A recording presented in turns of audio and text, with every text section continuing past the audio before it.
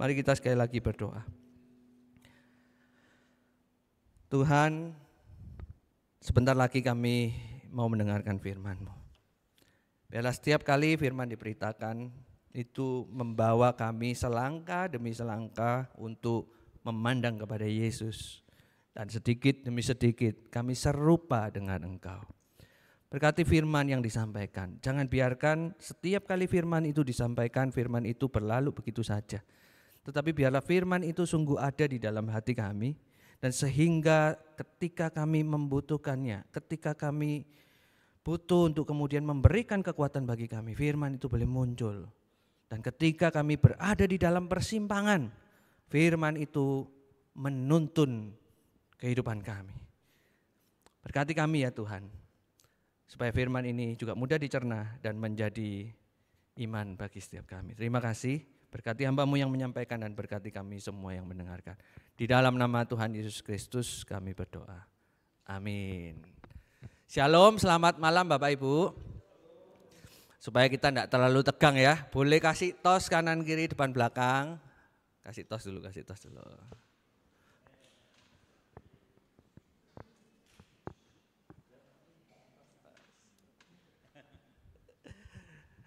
Ya Bapak Ibu, terima kasih. Oh iya yang tegang saya ya. Kita bersyukur kalau pada waktu ini kita boleh kembali mendengarkan firman Tuhan.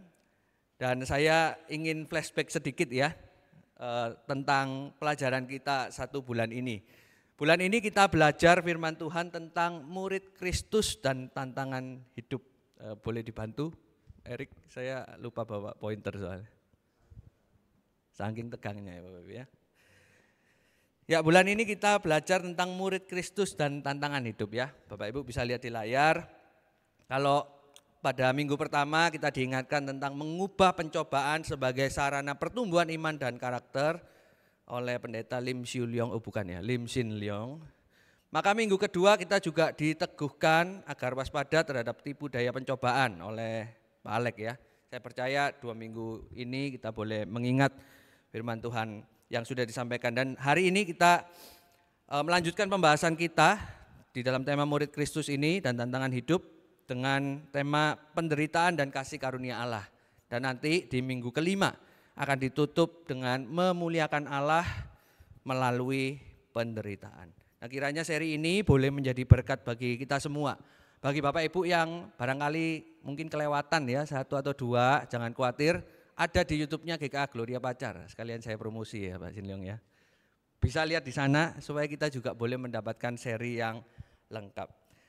Mari kita masuk ke dalam bagian kita akan membuka satu bagian firman Tuhan yang terambil dari 1 Petrus pasal yang kedua ayat 18 sampai 25. Surat 1 Petrus pasal yang kedua ayat yang ke-18 sampai ayat yang ke-25. Bapak Ibu bisa membacanya di layar ya. Demikianlah firman Tuhan. Hai kamu hamba-hamba, tunduklah dengan penuh ketakutan kepada Tuanmu. Bukan saja kepada yang baik dan peramah, tetapi juga kepada yang bengis. Sebab adalah anugerah jika seseorang karena sadar akan kehendak Allah, menanggung penderitaan secara tidak adil. Sebab dapatkah disebut pujian jika kamu sabar menderita pukulan karena kamu berbuat dosa? Tetapi jika kamu berbuat baik dan karena itu kamu sabar menderita, hal itu adalah anugerah di hadapan Allah. Sebab untuk itulah kamu dipanggil, karena Kristus pun telah menderita untuk kamu dan telah meninggalkan teladan bagimu supaya kamu mengikuti jejaknya. Ia tidak berbuat dosa dan tipu daya tidak ada di dalam mulutnya. Ketika ia dicaci maki, ia tidak membalas dengan mencaci maki. Ketika ia menderita, ia tidak mengancam, tetapi ia menyerahkan dirinya kepada Dia yang menghakimi dengan adil. Ia sendiri telah memikul dosa kita di dalam tubuhnya di kayu salib, supaya kita yang telah mati terhadap dosa hidup untuk kebenaran. Oleh karena bilur-bilurnya kamu telah disembuhkan. Sebab dahulu kamu sesat seperti domba, tetapi sekarang kamu telah kembali kepada gembala dan pemelihara jiwamu. Bapak Ibu, dalam kehidupan kita hari-hari penting sekali untuk mengetahui mengapa kita melakukan apa yang kita lakukan. Why we do what we do. Ya, kita lihat mengapa sih ini begitu penting. Silakan boleh ditayangkan.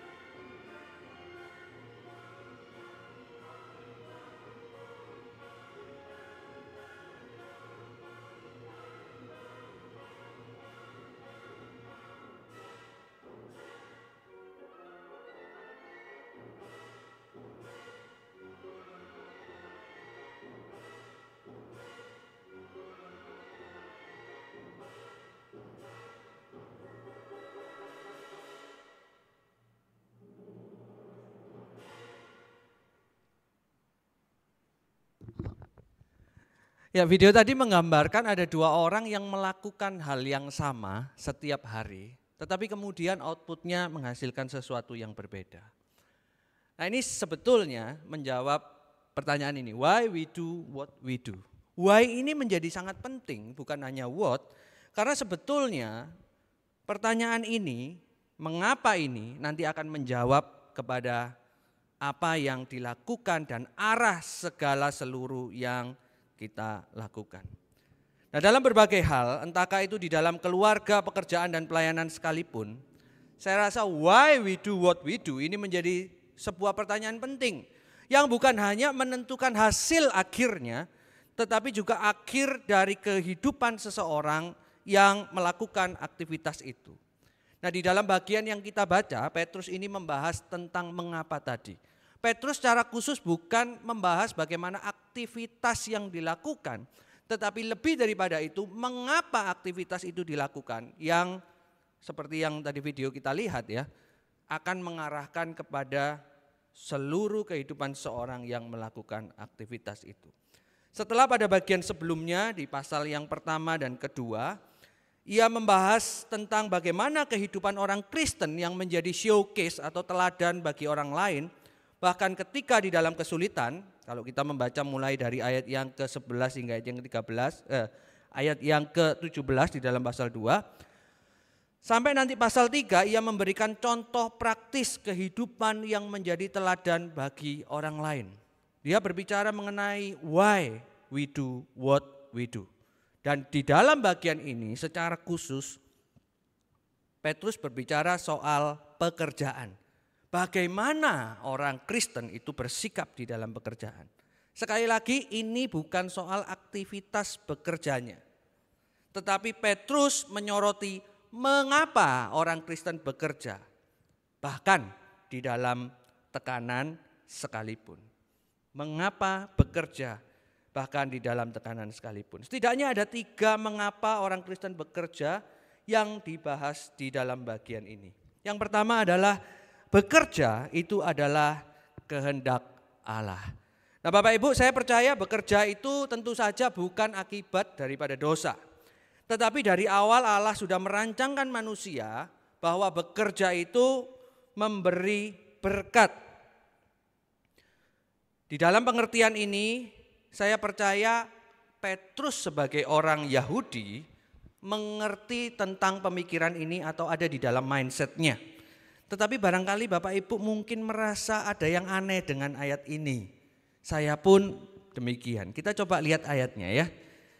Hai kamu hamba-hamba, tunduklah dengan penuh ketakutan kepada Tuanmu. Bukan saja kepada yang baik dan peramah, tetapi juga kepada yang bengis. Ini menimbulkan keanehan karena sebetulnya ketika pertanyaan ini diajukan, saya coba membayangkan ya, kalau kemudian Petrus itu ada di zaman ini dan kemudian ngomong seperti ini, saya rasa Petrus ini bakal dirajam gitu ya oleh serikat buruh. Gak mungkin, masa kamu disuruh tunduk sama orang yang jelas-jelas menindas kamu, wah ini imperialis katanya orang sekarang ya. Ada lagi orang yang berkata, wah Petrus ini pasrah. Tapi apakah berarti demikian? Saya rasa tentu tidak demikian. Untuk memahami ayat ini Bapak Ibu, di dalam konteks bekerja adalah kehendak Allah, kita mesti memahami apa itu hamba dan siapa itu Tuhan. Bapak Ibu, kata hai kamu hamba-hamba, tunduklah dan seterusnya. Anda perlu tahu di dalam terjemahan yang lain, hamba itu bukan diterjemahkan hamba, tapi diterjemahkan budak. Dan kita tahu pada zaman itu, budak itu bukan pembantu, bukan helper. Budak itu adalah properti atau barang. Sejarawan Yunani itu pernah ngomong begini, budak itu tidak ada bedanya dengan binatang buas. Yang membedakannya adalah ia bisa bicara. Tidak ada hak sama sekali. Nah ketika kemudian Petrus mengatakan demikian, tentu maksudnya bukan Petrus itu setuju dengan perbudakan. Bahkan ketika kita membaca perjanjian baru, kita akan mendapatkan sense bahwa Tuhan itu membebaskan bangsa Israel dari perbudakan secara fisik. Dan kemudian di perjanjian baru Tuhan Yesus juga membebaskan manusia dari perbudakan dosa. Maka saya percaya Petrus tidak mendukung perbudakan. Tetapi yang terjadi di zaman itu, kita harus ingat juga bahwa Kristen pada waktu itu adalah umat yang minoritas. Umat yang persentasenya sangat kecil sekali, kalau menurut statistik katanya 1% dari penduduk dunia. Dan itu juga terkonsentrasi di beberapa tempat saja. Maka ketika kemudian Petrus memberikan nasihat ini, Petrus itu memberikan demi kebaikan mereka. Bapak Ibu, pada waktu itu orang yang menjadi budak, apalagi budak rumah tangga, itu anggota badannya, entah itu tangannya, entah itu kepalanya, entah itu kakinya, itu distempel Bapak Ibu. Distempel itu bukan dicap pakai cap gereja gitu ya, bukan. Tetapi distempel dengan menggunakan besi yang kemudian dipanasi dan kemudian itu permanen. Dan ketika kemudian budak itu keluar atau kemudian memberontak atau kemudian tidak bekerja pada tuannya dan kemudian dia keluyuran, ketika budak itu dibunuh, mereka tidak bersalah terhadap budak itu. Sekali lagi, pandangan mereka pada zaman itu, seorang budak adalah sebuah properti. Ya tentu berbeda dengan zaman sekarang. Nah maka ketika seorang memberontak, orang itu tidak akan memperoleh faedahnya sama sekali. Termasuk kerja yang asal-asalan. Nah menarik sekali ketika firman Tuhan mengatakan tunduklah kepada penuh ketakutan kepada Tuanmu. Kata Tuanmu itu pakai kata skolian. Nah, skolian itu kalau kita pernah dengar kata skoliosis, ada yang tahu skoliosis itu apa? Sakit tulang yang bengkok gitu ya. Nah, ini mau menggambarkan tuannya itu suka bengkok gitu. Dalam artian tuan yang dimiliki itu bisa ke kanan, bisa ke kiri dan perilakunya bengkok. Tetapi meskipun demikian, Petrus berkata kamu harus tunduk kepada tuan itu. Tujuannya apa? Supaya dia memenangkan hati tuan itu dan membawanya kepada Kristus. Bapak Ibu, surat 1 Petrus ini dalam konteks besarnya adalah menceritakan tentang bagaimana orang Kristen itu harus hidup dan menjadi showcase.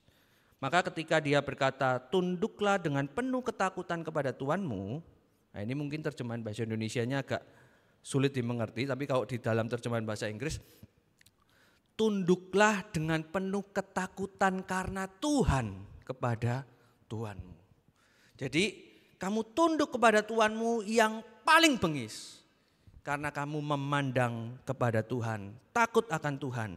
Ketika kamu bekerja dengan takut akan Tuhan, kamu akan bersemangat dan justru memenangkan orang itu. Bapak Ibu, satu kali ada seorang anak laki-laki yang sangat mencintai ibunya. Mereka tinggal berdua bersama-sama. Sampai satu ketika sang anak ini menemukan belahan hatinya, sesosok wanita cantik yang dipilihnya menjadi istri, tentu saja atas seizin daripada ibunya. Nah singkat cerita mereka menikah, tinggal bertiga dengan ibunya, satu atap dalam sebuah rumah yang sebelumnya ya rumahnya ibunya. Nah Bapak Ibu kalau barangkali punya pengalaman gitu ya, kalau kemudian mertua sama menantu tinggalnya campur, apa yang terjadi?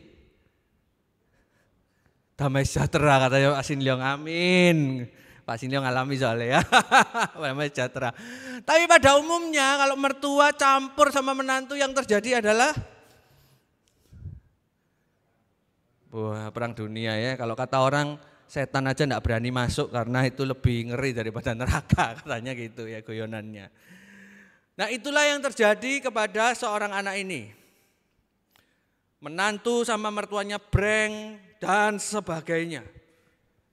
Istrinya merasa terbebani, terkekang, membenci akan figur ibu yang selalu ikut campur dalam rumah tangga mereka.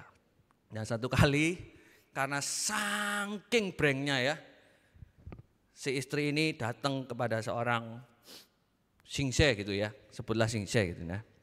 Lalu kemudian dia tanya sama singse, singse, aku ini punya pergumulan, saya ini tinggal sama mertua.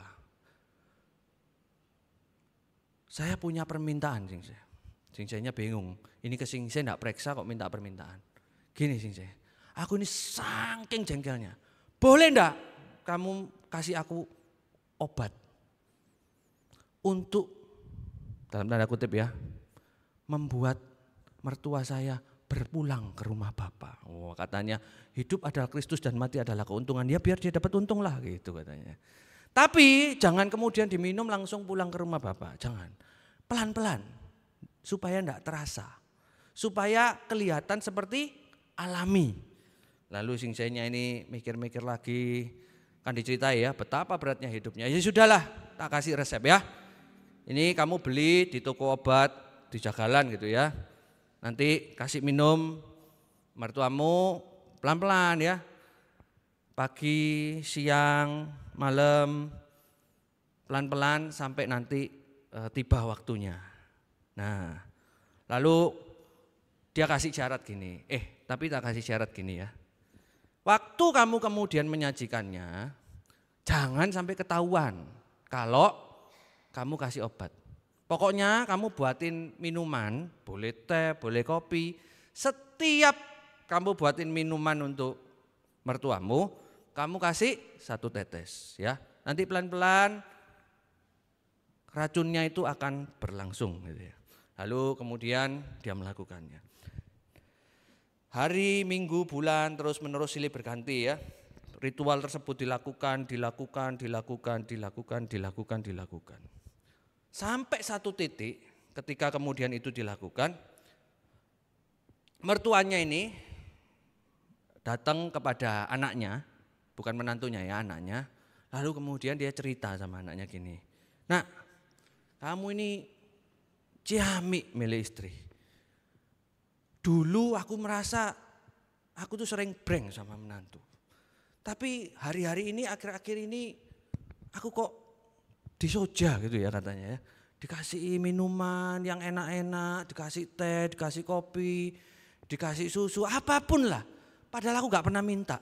Dan ketika istrimu itu memberikan minuman itu dengan tulus hati, aku tuh merasa hubungan kita berubah luar biasa. Istrimu kalau dulu lihat saya sudah melengos, sekarang malah dilihatin terus. Padahal dia gak tahu ya dilihatin tuh kapan berangkatnya gitu ya. Tapi apapun tuh mamanya gak tahu, dia ngomong sama anaknya. Wah, terus kemudian anaknya ini seneng gitu ya. Waduh, terjadi kedamaian di dalam dunia ini. Lalu kemudian dia menyimpan itu di dalam hatinya. Terus kemudian ya dia sudah mulai lega, bisa hidup seperti sedia kala. Nah, sampai satu waktu istrinya ini ngajak pergi gitu ya. Ngajak pergi suaminya. Waktu ngajak pergi suaminya, istrinya ini bilang sama suaminya, Mimi gitu ya, suami, boleh gak kamu ikut aku pergi ke Singse? Aku mau cerita sesuatu yang penting. Aku mau menceritakan sebuah rahasia yang selama ini kusembunyikan. Lalu kemudian dia ngajak ke Singse itu. Nah, di dalam perjalanan istrinya ini cerita, aku tuh gak tahan sama suami, sama mamamu. Yang kulakukan ini. Suaminya ini kaget, loh kok kamu lakukan seperti itu? Lalu suaminya ini cerita, barusan beberapa hari lalu loh, mama itu cerita seperti ini, kamu sikapnya berubah, kamu kasih dengan tulus hati, mama ini mencintai kamu. Istrinya ini kaget, loh ternyata kok seperti itu. Lah tapi wis kadung, sudah kadung aku kasih racun tuh hari demi hari. Ayo kita sekarang harus ke Singse itu. Dan kebetulan memang jadwal kita ini saya mau ngajak kamu ke Singse itu. Lalu dia ke Singse itu, terus dia cepet-cepet nerabas antrian gitu ya karena panik ya. Terus kemudian masuk ke dalam Singse itu, langsung kemudian ditodong, Singse sorry ya. Apa yang kamu berikan itu aku enggak jadi. Mau untuk mertuaku itu pulang ke rumah bapak. Tapi sudah kadung tak kasih. Boleh enggak kemudian aku minta penawarnya. Ini urgent, ini harus sekarang. Karena sudah berbulan-bulan saya memberikan tetesan demi tetesan itu ke dalam minumannya hari demi hari. Kalau kemudian aku enggak mendapatkan sekarang, maka kemungkinan besar mama ini akan berpulang ke rumah bapak. Singsenya ini tersenyum. Wahai istri gitu ya. Dia bilang begini, sesungguhnya air yang aku berikan resep itu beberapa bulan lalu itu cuma obat biasa. Sebetulnya yang racun itu adalah hatimu yang menganggap semuanya salah dan kebencian menjadi alas bagi hatimu. Lega akhirnya suami sama istrinya.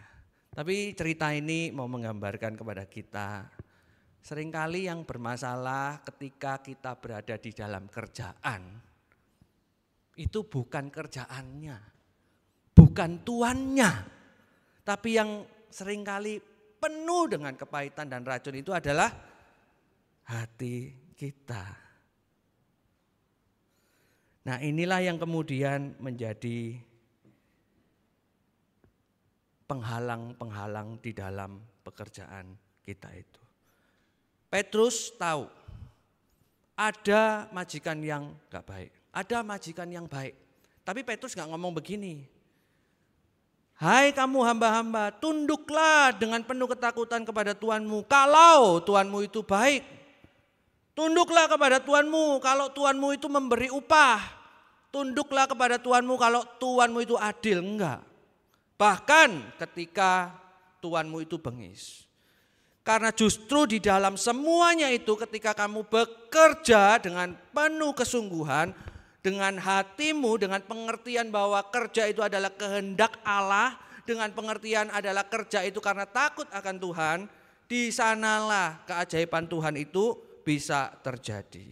Maka hari ini saya mau mengatakan demikian. Jika bekerja adalah kehendak Allah, maka work hard and work well. Dengan kata lain, kerjalah dengan semangat. Kerja yang seperti itu membuat nama Yesus dimuliakan dan namamu serta hidupmu itu baik. Tim Keller pernah berkata demikian ya. He who gratitude will bring attitude and lead into great altitude. Maka kalau kita kerja dengan semangat, kerja dengan sukacita gitu ya, work hard and work well, saya percaya Tuhan yang bengis sekalipun akan notice, akan memperhatikan. Kok bisa ya orang yang aku benci, orang yang aku julitin gitu ya, kalau kata anak hari ini, orang yang aku paksa bekerja dengan sangat baik. Maka orang ini akan menjadi orang pilihanku. Satu kali ada seorang yang berkata, seandainya seluruh orang di dunia ini adalah pencuri, dia bilang, dia tetap membutuhkan satu orang jujur untuk menyimpan semua uang dari pencuri itu. Betul ya? Soalnya kalau pencuri semua tidak ada yang jujur, ya tidak dapat uang gitu. Kalaupun ini pencuri semua, butuh satu orang jujur untuk setidaknya nyimpen hartanya pencuri itu dengan baik. Kerja dengan semangat ya. Bekerja adalah kehendak Allah, maka bekerjalah dengan semangat. Dan yang kedua adalah karena bekerja itu adalah anugerah. Bekerja itu adalah anugerah. Ayat yang ke-19, 20 dan 21 mengatakan demikian. Sebab adalah anugerah jika seseorang karena sadar akan kehendak Allah menanggung penderitaan secara tidak adil. Sebab dapatkah disebut pujian jika kamu sabar menderita pukulan karena kamu berbuat dosa. Tetapi jika kamu berbuat baik dan karena itu kamu sabar menderita, hal itu adalah anugerah di hadapan Allah. Sebab untuk itulah kamu dipanggil, karena Kristus pun telah menderita untuk kamu dan telah meninggalkan teladan bagimu, supaya kamu mengikuti jejaknya. Contoh ini sendiri diberikan Tuhan karena ia mengalami sendiri. Tuhan Yesus juga bekerja dan menganggap itu sebagai sebuah anugerah. Dan Petrus ingin kita membawa Tuhan bekerja dengan jemaatnya. Di dalam bagian ini secara khusus berbicara mengenai pekerjaan, Petrus berbicara mengenai jemaat yang dipanggil untuk mengalami apa yang dialami oleh Kristus. Bapak Ibu, ketika ini kita kaitkan dengan Rabu yang pertama, ketika Pak Shin Leong maksud saya, kan di minggu yang pertama Rabu beliau menyampaikan bahwa penderitaan membawa ketekunan iman, lalu membawa pertumbuhan. Saya rasa itu juga yang menjadi pesan implisit bagi kita malam hari ini. Bapak Ibu, jujur kita ngomong sih, kita itu ingat Tuhan pada waktu suka atau duka? Suka apa duka? Wah, duka. Kalau kita sehat, kita jarang sekali berdoa, datang sama Tuhan, berlutut. Tapi kalau kemudian kita kena sakit X yang terminal gitu, enggak usah disuruh berlutut, berlutut sendiri. Nah maka ketika Petrus menuliskan suratnya ada dua hal yang dimaksudkan. Yang pertama memang Petrus ingin ketika di dalam pekerjaan ada penderitaan, Petrus ingin jemaat itu mengingat Tuhan itu juga demikian. Tuhan itu melakukan yang baik tapi menderita. Tetapi selain itu Petrus juga mau mengatakan bahwa justru di dalam kesulitan pekerjaan itu kamu itu membawa Tuhan untuk sama-sama bekerja dengan engkau. Kalau kemudian kamu di dalam pekerjaan, di dalam hal yang kamu lakukan hari-hari itu tidak ada kesulitannya sama sekali, kemungkinan besar Tuhan itu tidak pernah ada di sana. Kita juga harus jujur mengatakan bukan ketika pandemi kita juga lebih dekat sama Tuhan. Ya, ketika justru di dalam keadaan yang normal orang-orang merasa nggak dekat sama Tuhan. Seorang teman pernah berkata demikian ya ketika saya telepon teman di luar kota ya.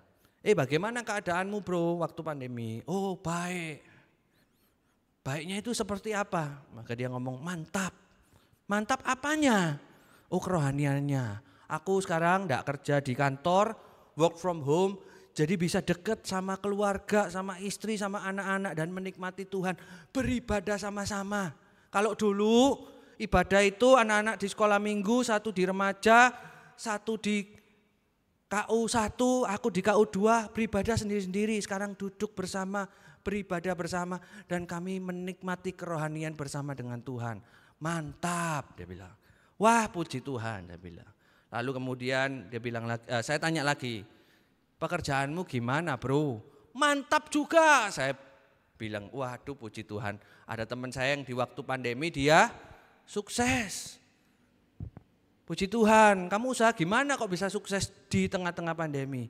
Loh mantap itu maksudnya bukan mantap bro, mangan tabungan. Oh kurang asem ya. Mangan tabungan katanya, makan tabungan. Mantap.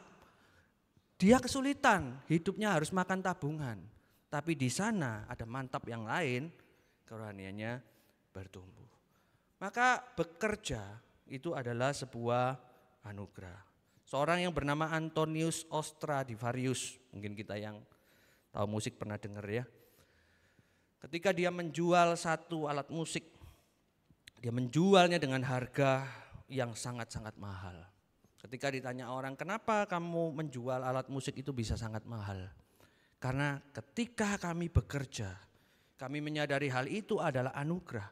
Dan ketika kami bekerja di dalam anugerah Tuhan, maka kami memberikan yang terbaik. Poin pertama tadi semangat. Dan yang kedua, dia juga mengerjakannya dengan setia. Sehingga pengerjaannya ini adalah pengerjaan yang lama. Dan bernilai seni tinggi. Maka kemudian dia mengatakan demikian. If you want to transform a real job into a real joy, take God work with you. Bawa Tuhan bersama-sama dengan kamu di dalam pekerjaan itu. Masih sulit, walaupun sulit, yes. Tapi kalau ada Tuhan di sana, bekerja menjadi sebuah anugerah.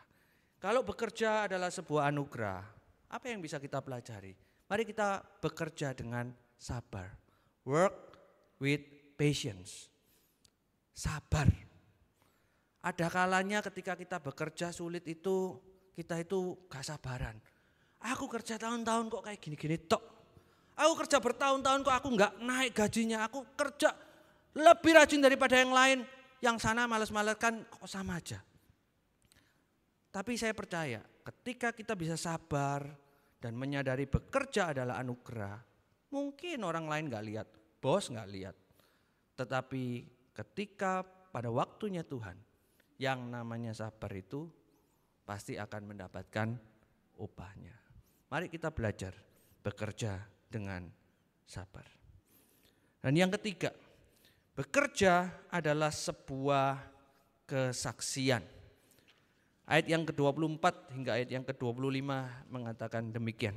Ia sendiri telah memikul dosa kita di dalam tubuhnya di kayu salib, supaya kita yang telah mati terhadap dosa hidup untuk kebenaran. Oleh karena bilur-bilurnya kamu telah disembuhkan. Sebab dahulu kamu sesat seperti domba, Tetapi sekarang kamu telah kembali kepada gembala dan pemelihara jiwamu. Bapak Ibu, Kristus menanggung derita, Kristus bekerja dengan penuh tantangan, bukan tanpa tujuan apa-apa. Dia ingin membawa manusia itu kembali kepada Bapa. Ada tujuan yang mau dia sampaikan. Dan di dalam bagian ini ketika Petrus menuliskan ini, Petrus ingin mengingatkan kepada jemaat bahwa bekerja adalah membawa mereka kepada Sang Gembala Agung. Orang lain yang tidak bergembala, orang lain yang tidak mengenal Kristus, melalui pekerjaan kita boleh membawa orang-orang itu kepada Kristus. Kalau Kristus melakukan semua itu untuk menjadi berkat bagi manusia, kita juga diminta untuk melakukan pekerjaan kita menjadi berkat bagi banyak orang lain. Maka bekerja itu hendaknya menjadi kesaksian bagi Kristus, bukan menjadi kesangsian bagi Kristus.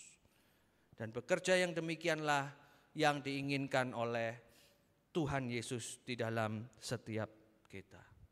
Bapak Ibu, di dalam IDMC, saya ingat sekali ada seorang wanita yang pernah sharing, saya lupa namanya Bapak Ibu. Yang saya ingat adalah dia bekerja di sebuah perusahaan multinasional, dia bekerja di Microsoft. Dan ketika dia bekerja di Microsoft Singapura, dia diminta untuk melakukan ini dan itu, kemudian ditugaskan untuk lebih banyak daripada teman-temannya yang lain. Dan di dalam pekerjaannya di Microsoft, dia kebetulan mendapatkan pimpinan yang suka membuli dia. Awalnya dia bercerita, saya sangat stres, saya sangat muak. Dan kemudian saya tidak menyangka bekerja di perusahaan nasional seperti Microsoft ini akan mengalami hal-hal seperti itu. Padahal bekerja di Microsoft adalah sebuah hal yang diidamkan oleh banyak orang. Tetapi kenyataannya tidak demikian. Dan di saat-saat itu dia merasa dia sungguh-sungguh sangat down, sangat stres. Dan pada satu titik dia memutuskan untuk kemudian resign. Nah, sebelum dia memutuskan resign, dia ke gereja di CEFC ya dia. Lalu kemudian dia berdoa kepada Tuhan, dia mendengarkan firman Tuhan dan kemudian dia bertanya kepada mentornya, apakah kemudian ini waktu yang tepat untuk saya kemudian resign? Dia bilang mentor dan kemudian teman-temannya yang lain bilang begini, saya rasa tidak. Walaupun kamu mengalami hal seperti itu, tapi saya merasa, ini mentornya ya, kamu dipanggil di sana untuk menjadi berkat.